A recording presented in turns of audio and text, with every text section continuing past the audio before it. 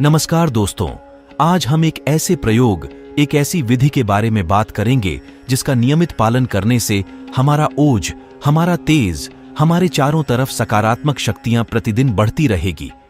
हमारा प्रभाव क्षेत्र यानी कि हमारा प्रभामंडल यानी कि हमारा ऑरा अत्यधिक शक्तिशाली होगा। हमारे संपर्क में जो लोग भी आएंगे वह हमारे इस ऑरा के प्रभाव से निश्चित ही हमारी बातों को सुनेंगे, हमारे आकर्षण में बंधे रहेंगे। यह एक विशिष्ट प्रकार का वैदिक प्रयोग है जिसके विषय में बहुत कम जानकारी है, बहुत कम प्रचलन में है और बहुत ही कम लोगों द्वारा प्रयोग किया जा रहा है। कैसे शास्त्रों के प्रमाण में आज हम यह जानने का प्रयास करेंगे कि इस विधि को दैनिक जीवन में कैसे इस्तेमाल किया जाए, जिससे कि हमारी जो भीतरी शक्ति है, हमारी जो आंतरिक शक्तियां हैं वह बढ़ती रहे और हमारा जो प्रभामंडल है, हमारा जो ओरा है, उसकी शक्ति दिन प्रतिदिन बढ़ती रहे। हमारा प्रभामंडल विस्तार को प्राप्त हो, हमारे संपर्क में जो भी आए वह हमारे इस ऑरा से प्रभावित हुए बिना ना रह सके। इसके अतिरिक्त इसके बहुत से लाभ हैं। जो भी देवीय प्रयोग हम कर रहे हैं, जो भी साधना, उपासना, पूजा, आराधना, मनोकामना पूर्ति हेतु प्रयोग हम कर रहे हैं, वह इससे बहुत शीघ्र सफल होने लगते हैं, क्योंकि जब हमारा ऑरा दिव्यमान होता है, जब हमारा प्रभामंडल अत्यधिक जागृत, सक्रिय एवं विस्तार को प्राप्त हुआ होता है, तब हम जो भी साधना, पूजा, उपासना, आराधना करते हैं उसमें हमें शीघ्र सफलता मिलती है। तो अपने प्रभामंडल को विकसित करने के लिए यह एक बहुत ही अच्छा प्रयोग है। विस्तार से इसकी चर्चा करेंगे और वह भी शास्त्र प्रमाणों के साथ। आप चाहें तो इसे अपने दैनिक जीवन में स्थान देकर के इस प्रयोग की सार्थकता को अपने ऊपर अनुभव कर सकते हैं, स्वयं इस बात को सिद्ध कर सकते हैं। तो सबसे पहले आ जाते हैं पहले वाक्य पर। पहली ऋचा पर जो हमने लिया है अथर्व वेद से, और अथर्व वेद की जो ऋचा है वह आपकी स्क्रीन पर प्रदर्शित हो रही है। इसमें कहा गया नैनम रक्षांसिना पिशाचाः सहन्ते देवानामोजा प्रथम जम हेतत। अब इसका अर्थ समझ लेते हैं। संग्रह किए हुए हिरण्य की अग्नि में सभी पाप रूपी तिनके तुरंत भस्म हो जाते हैं। यह सुवर्ण देवों का प्रथम तथा सर्वश्रेष्ठ ओज है। अब यहां समझ लीजिए, सुवर्ण किसको कहा गया है। यहां सुवर्ण कहा गया है शुक्र को, रेत को या वीर्य को। तो यह ब्रह्मचर्य की महत्ता को स्पष्ट रूप से परिलक्षित करता है। शुक्र की मात्रा यदि हमारे भीतर पर्याप्त है, ब्रह्मचर्य का हमने पालन किया हुआ है, तो यह ओज हमारे भीतर स्वाभाविक रूप से आने लगेगा। इस तेज के बारे में कहा गया है कि यह देवताओं का प्रथम और सर्वश्रेष्ठ ओज है जो कि प्राप्त हुआ है ब्रह्मचर्य से। तो यह अथर्ववेद की एक रचा है। इसके पश्चात दूसरा प्रमाण प्रस्तुत करेंगे। इसको लिया गया है शतपथ ब्राह्मण नामक ग्रंथ से, आपकी स्क्रीन पर प्रदर्शित हो रहा है। इसमें क्या कहा गया? इसमें कहा गया है क्रतुदक्षो हर्षवास्य मित्रावरुणो मित्र एव क्रतुर्वरुणो दक्ष। और इनका अर्थ समझने का प्रयास करते हैं। इनका अर्थ जो बताया गया है वह है कि क्रतुदक्ष प्राणापान यानी प्राण और अपान मित्र, और वरुण यह द्वंद्व हैं। अपान से प्राण की ओर ले जाने वाली वायु हमारे स्वास्थ्य को प्रदर्शित करती है, हमारे स्वास्थ्य को संदर्भित करती है। दक्षिण से उत्तर को चलने वाली प्राणवायु मात ऋष्वा कहलाती है। अपने शरीर में स्थित इस वायु की सहायता से ही कोई भी मनुष्य ऊर्ध्व रेता हो सकता है, इसकी सहायता के बिना नहीं। अब इसी में जो छुपे हुए अर्थ हैं वह आपके समक्ष खोलते हैं। इसमें कहा गया कि स्वादिष्ठान का स्थान दक्षिण है, मस्तिष्क उदीची दिशा है। स्वादिष्ठान वीर्य का यानी शुक्र का यानी कि सीमन का क्षेत्र है। यहां से प्राण जब मस्तिष्क की ओर प्रवाहित होता है तभी पुरुष ऊर्ध्व रेता कहा जाता है, तभी पुरुष ऊर्ध्व रेता बनता है। स्वादिष्ठान प्रदेश में जल तत्व प्रधान है और हमारा शुक्र, वीर्य या रेत भी जल का ही रूप है। यह सारी बातें कैसे उस विधि के साथ संगत होंगी, इसके लिए से हम आपको प्रमाण दे रहे हैं ताकि आपको पूर्ण विश्वास हो जाए कि यह कोई मनगढ़ंत विधि नहीं, यह सारी विधि शास्त्रों द्वारा प्रमाणित है। इस वीडियो के अंत में हम इस विधि की चर्चा करेंगे जिसको आप अपने दैनिक जीवन में अपना करके निश्चित ही अपने ऑरा की शक्ति को बढ़ा सकते हैं, उसके प्रभाव क्षेत्र को बढ़ा सकते हैं। अब तीसरा प्रमाण आपकी स्क्रीन पर प्रदर्शित हो रहा है। इसमें कहा गया आप रेतो भूतवा शिष्णम प्रातृषण यानी जल शुक्र रूप में स्वादिष्ठान चक्र में रहता है। यहीं से यह संपूर्ण शरीर में व्याप्त होकर उसे पुष्ट करता है। पहले यह अवधारणा थी, लोगों को यह ज्ञान था कि शुक्र का शरीर में रहने का कोई एक स्थान नहीं है, यह संपूर्ण शरीर में व्याप्त रहता है और यह बात काफी हद तक सही भी है। परंतु हमारे शास्त्रों में कई कुछ स्थानों पर यह जिक्र है, यह वर्णन है कि शुक्र का एक स्थान यदि कोई माना जाए, संपूर्ण शरीर में वीर्य का कोई एक स्थान यदि संपूर्ण शरीर में माना जाए तो वो होगा स्वादिष्ठान चक्र कहा गया है। यहाँ से यह संपूर्ण शरीर में व्याप्त होकर उसे पुष्ट करता है। जिस हिरण्य सोना या वीर्य को हम बांधना चाहते हैं, हम रोकना चाहते हैं, आर्षि ने उसे जलों का तेज, ज्योति, ओज और बल कहा है। जल रस है और रसों में अग्रणी रस माना गया है। शुक्र को या वीर्य को या रेत को कहा गया है कि सारी वनस्पतियों का, जितने भी संसार में हमें पेड़ पौधे दिखाई देते हैं, उनका वीर्य भी हिरण्य रूप ही है, उनका वीर्य भी जीवन रूप ही है, ओज रूप ही है।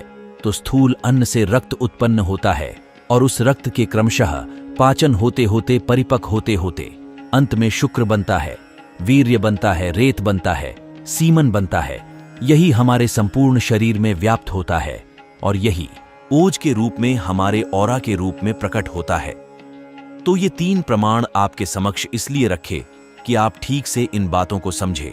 उसके पश्चात आप इस विधि को पूरे उत्साह, पूरी लगन, पूरी आशा, पूरे विश्वास के साथ कर पाएंगे, क्योंकि यह विधियां मनगढ़ंत नहीं, अपने मन से, अपनी ओर से बनाई गई विधियां नहीं है।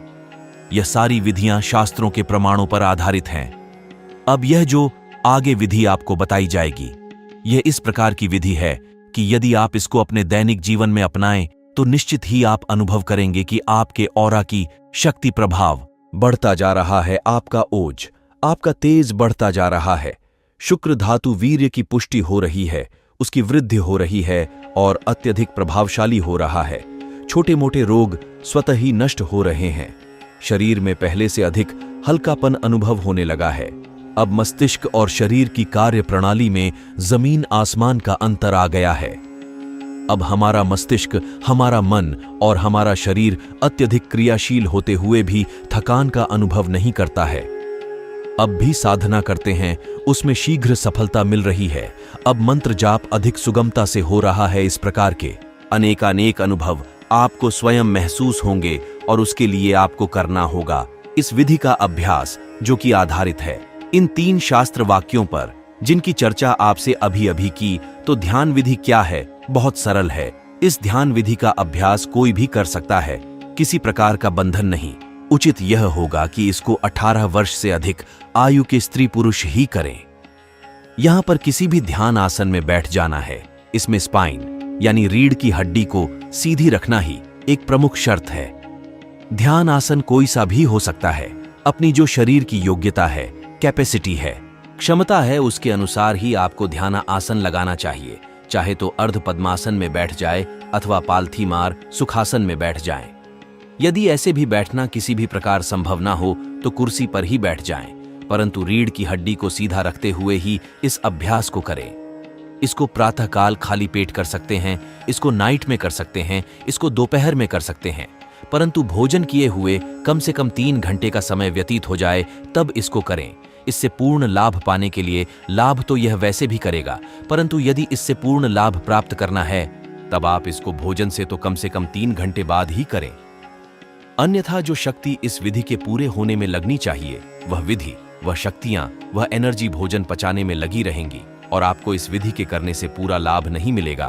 तो इसको मॉर्निंग में भी कर सकते हैं और इसको रात में भी कर सकते हैं।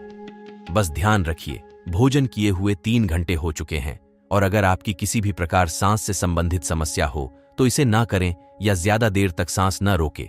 तो चलिए शुरू करते हैं। आप बैठ जाएंगे, आंखें बंद भी कर सकते हैं और खोल कर भी कर सकते हैं। बंद करके करेंगे तो अधिक एकाग्रता से कर पाएंगे। सांसों को थोड़ी देर ऑब्जर्व करिए। सांस किस प्रकार से शरीर में आ रही है और बाहर जा रही है। सांसों को थोड़ा सा ऑब्जर्व करने से होगा यह कि चले वतम चलम चित्तम निचले, निश्चल भवे वायु के चंचल होने से मन चंचल और वायु के स्थिर होने से मन स्थिर हो जाता है। थोड़ी ही देर सांसों के आने जाने पर ध्यान लगाएंगे तो अनुभव करेंगे कि मन स्थिर हो गया है। अब आप इस ध्यान विधि को बहुत आसानी से कर सकते हैं। अब आप अपनी श्वास को खींचिए। अब अनुभव करिए कि यह सांस नाभि से 1 अंगुल नीचे तक जाकर एक पॉइंट पर रुक गई है। जो लोग चक्र ध्यान करते हैं वह स्वादिष्ठान चक्र की कल्पना करके भी इसका ध्यान कर सकते हैं। अन्यथा यह सामान्य लोगों के लिए प्रयोग है। जो चक्र साधना करते हैं वह स्वादिष्ठान चक्र की कल्पना ही करें नाभि के नीचे वाले स्थान पर। परंतु जो लोग इस प्रकार की कोई साधना नहीं करते, सामान्य रूप से इसका प्रयोग कर रहे हैं, वे श्वास को पूरा खींचे और नाभि से 1 अंगुल नीचे एक बिंदु की कल्पना करें। उस बिंदु पर जाकर यह सांस हमारी रुक गई है। यह सांस हमारी रुक गई है। अब हमारी सांस जहां रुकी हुई है वह बिंदु, उस बिंदु का रंग आप कोई भी सोच सकते हैं। वह बिंदु उसके अंदर स्थित है, पूरे शरीर को कंट्रोल करने वाली ऊर्जा, और वह बिंदु उस ऊर्जा, उस ओज, उस एनर्जी को मेरे पूरे शरीर में बराबर बराबर वितरित कर रहा है। यानी मेरे शरीर के हर अंग में वह ऊर्जा यहां से जा रही है। जब तक मेरी सांस के साथ संबंध है, इस बिंदु का सांस को यथाशक्ति रोक कर रखें। जितनी देर आसानी से रोक सकते हैं, उसके पश्चात सांस को धीरे धीरे बाहर कर दे। यह प्रयोग कम से कम 10 बार करें। अधिक चाहे तो अधिक कर सकते हैं, कोई बंधन नहीं। 20 से 30 बार तक भी कर सकते हैं, लेकिन इसको मिनिमम कम से कम 10 से 11 बार जरूर करें। उसके पश्चात उठ करके अपने दैनिक कार्यों में लग जाएं। थोड़ी देर का यह प्रयोग आपके जीवन को बदलने वाला सिद्ध होगा। इससे न सिर्फ आपकी ओज की वृद्धि होगी, न सिर्फ आपकी तेज की वृद्धि होगी, न सिर्फ आपकी धातुएं पुष्ट होंगी। एक और विशेषता यह कि इससे शुक्र धातु ही नहीं, इससे सप्त धातुएं पुष्ट होने लगती हैं। 7 धातुएं पुष्ट करने का एक बड़ा विचित्र प्रयोग है। इससे शरीर में बल पुष्टि आती है, व्यक्ति की उम्र कम लगने लगती है, यानी जल्दी बूढ़े नहीं हो पाओगे। इससे मस्तिष्क में नई ऊर्जा का संचार होता है। इससे आपका प्रभामंडल अधिक विस्तारित, अधिक आकर्षक, अधिक शक्तिशाली बन जाता। चेहरे पर निखार और सुंदरता आने लगती है। अब कुछ विशेष बातें जो इस विधि का प्रयोग करते समय ध्यान रखनी है, उसमें आपको जहां तक संभव हो नकारात्मकता से दूर रहना है। नकारात्मक बातें, नकारात्मक गाने, नकारात्मक विचार, नकारात्मक थॉट्स, नकारात्मक लोग, इनसे जहां तक संभव हो वहां तक बचने का प्रयास करेंगे। प्राकृतिक और सात्विक आहार करेंगे। फल और पौष्टिक आहार जितना ज्यादा ले सके, कच्चा भोजन पकवान का कम से कम इस्तेमाल करें और अपनी दिनचर्या को नियमित रखने का प्रयास करेंगे। समय पर सोना और उठना, समय पर खाना आदि। तो यह प्रयोग आपको ऐसे ऐसे लाभ देगा जो अकल्पनीय है। डॉक्टर के पास जाने की जरूरत नहीं पड़ेगी। सारे प्रयोग शास्त्रों पर आधारित हैं। बहुत सारे प्रयोग अनुभूत है। आप स्वयं अपने अनुभव लीजिए और शास्त्रों की इन महान देन को व्यवहारिक रूप से प्रयोग करिए। आज का ज्ञान यहीं तक। आज के ज्ञान के बारे में अपने विचार बताइए और इस विषय में आपका अपना क्या अनुभव है यह बताइए। और इस विषय में आपका अपना क्या अनुभव है यह बताइए। और इस विषय में आगे क्या जानना चाहेंगे। शास्त्रों से जुड़े रहे, अपनी संस्कृति से जुड़े रहे, सदा आनंदित एवं उत्साहित रहें। अपना अमूल्य समय हमें देने के लिए बहुत बहुत धन्यवाद।